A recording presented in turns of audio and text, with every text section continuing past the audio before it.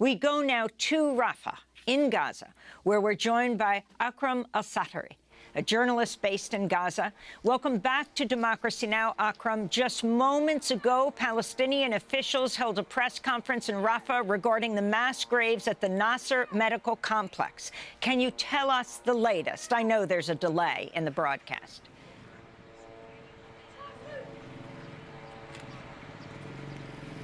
Good morning, Amy, to you and all the viewers. I have just come back from Хан-Юнисе area. I was at Nasser Hospital. I spoke to the civil defense officer who's now giving this press conference about the situation in Nasser Hospital and about the number of the people who were killed, the way they were killed, and an account of the potential suffering they have been seeing even before they did. It looks like the mass graves, the 3 different mass graves, are containing around 700 bodies. Up to this particular moment, around 400 bodies were unearthed and discovered.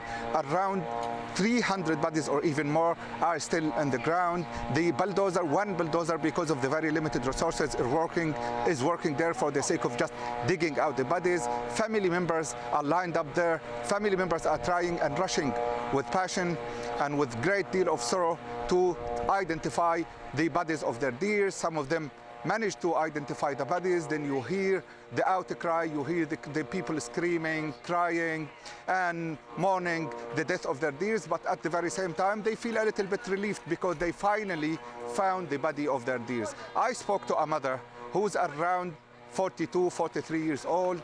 She was trying to identify her son, and then she found the body of her son. She was crying. The sister, also her daughter, was crying, and they were calling for the family to come and join them in the burial, because in our culture as Muslims and Arabs, we find a burial as the best fitting homage for the people who are dead. People are continuously digging out the bodies. People are continuously, and this is very ironic, they're trying to save the dead.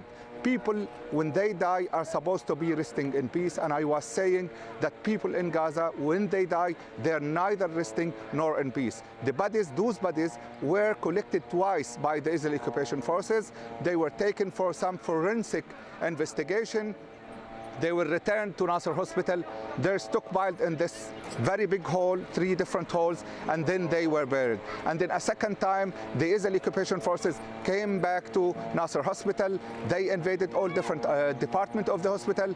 They targeted the specialized surgery department, the reception and emergency, and they once again unearthed those hundreds of bodies and took them once again. And then they returned them to this mass grave or mass grave. So the suffering, even for the dead people in Gaza, is still continuous, and the heartache for their families is non-stop. Every single body that is being unearthed, you find tens of people rushing for the sake of identifying whether those are their relatives or otherwise. You see also many families looking into these individual graves in the Nasser Hospital area. You see written on the tombstone that this guy is a tall guy, he has a long hair, he's wearing a gray shirt, and this is all we know. And then it's up to the family to try and to find, and for people to recall what their dears were wearing the day they were parting from them, what were they wearing the day they were killed. So a very emotionally draining process.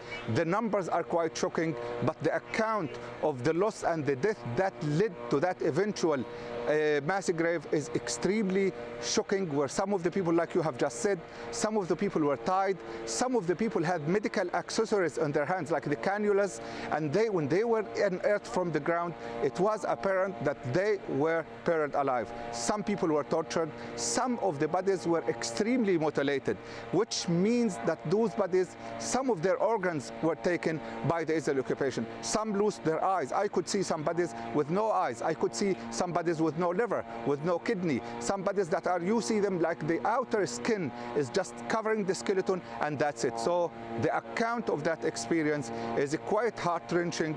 The families that have been suffering for the sake of just identifying their dears are also broken. They have been crying, but at least they say, we feel comfortable because we found our dears. So it gives you an insight, a glimpse into the suffering people of Gaza have been living. It gives you a glimpse into the bereavement the women, men, children and girls in Gaza have been experiencing for the last 6 months or so.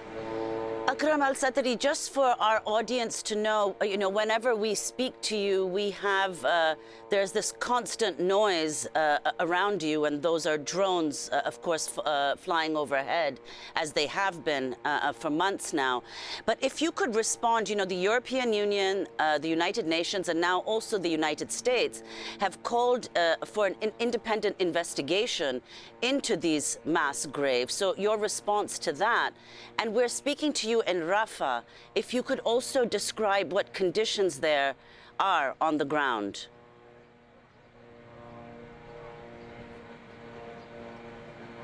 Well, as to the independent scrutiny or investigation committee that needs to be developed, I've been working in journalism for around 16 years now. I have been hearing about the independent committees, commissions, inquiries, fact-finding committees, and international reports and tribunals about the situation in Gaza, looking into the particular details of the incidents that were taking place, investigating the death of several people in mass killing incidents, including the war in 2008, the war in 2014, and the war in 2021.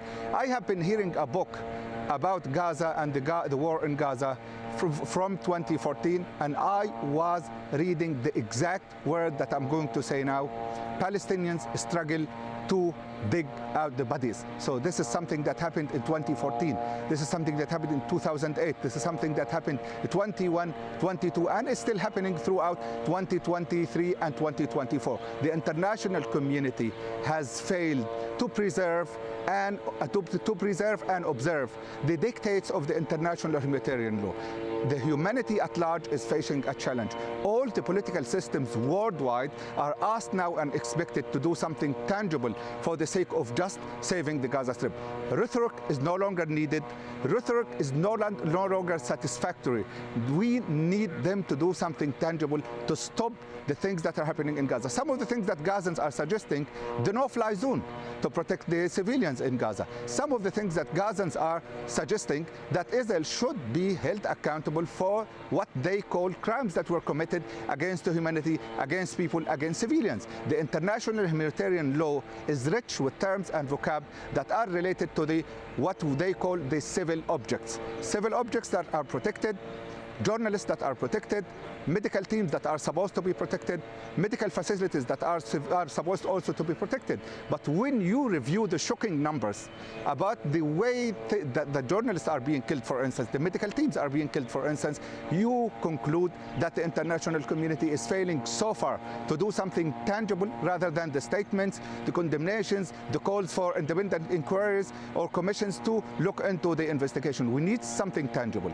And that something tangible has not been achieved so far, and Gazans have been dying constantly because of that.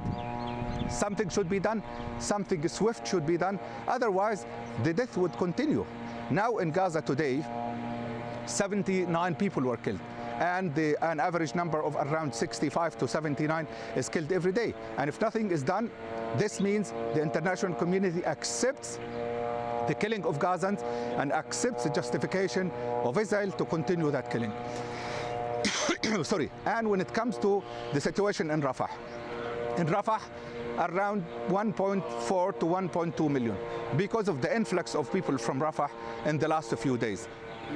People are so scared because of the looming ground operation. They understand that the Israeli occupation is going to target them, and they understand that death would be chasing them. So some of them moved from Rafah. Around 150,000 Gazans have already left Rafah and moved to the area in Al-Mawasi, a buffer zone between Rafah and Хан-Юнисе, in the hope that they would survive.